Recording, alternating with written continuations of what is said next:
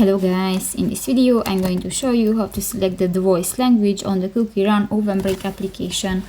But first of all, I just want to mention, please don't forget to subscribe to our channel, because at 100,000 subscribers we are going to show you our YouTube revenue statistics and growth strategy, how to make money online. So let's jump into it. First of all, open the application on your device. That's the home screen, and you go to the settings icon at the upper right corner of the screen.